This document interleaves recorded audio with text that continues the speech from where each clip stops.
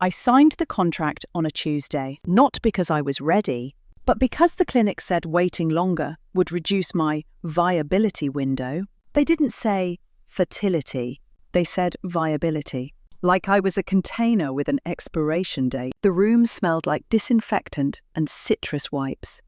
Clean, artificial, comforting in a way that felt rehearsed. Across the table, Dr. Halverson smiled with the practiced warmth of someone who had delivered this explanation hundreds of times. "You've been medically cleared," she said.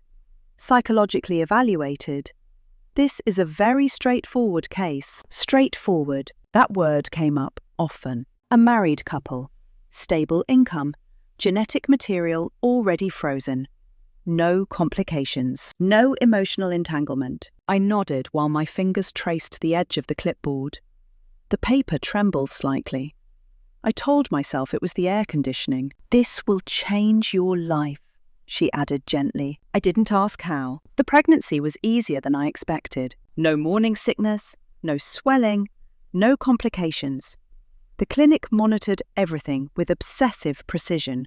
Weekly scans, blood tests, biometric tracking synced to an app I wasn't allowed to delete. Every message from the clinic began the same way. "This is a routine update." Still, I stopped sleeping through the night. Sometimes I woke up convinced someone had called my name. Sometimes I woke up with my hands pressed flat against my stomach, as if checking whether something was still there. At 21 weeks, they scheduled the anatomy scan.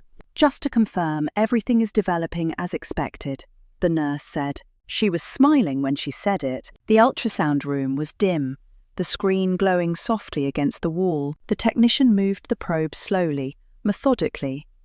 Her eyes didn't linger on my face. They stayed fixed on the monitor. "Heartbeat looks good," she said. "Measurements are within range." She paused. "Not long. Just long enough." "Can you tell me what you're seeing?" I asked, trying to sound casual. She hesitated. "I'm just going to grab the doctor." That was when I felt it. Not a kick, not movement, a pressure. Deep. Intentional. As if the sensation came from inside, but not from me. Dr. Halverson returned alone. She studied the screen silently. Her smile never came. "Is something wrong?" I asked. She adjusted the settings, then turned the monitor slightly away from me. "No," she said carefully.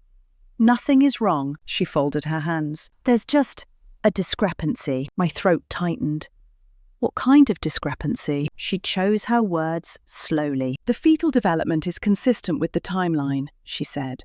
"But the biometric markers don't align with the genetic profile we were provided." I stared at her. "I don't understand." She met my eyes for the first time. "That makes sense," she said.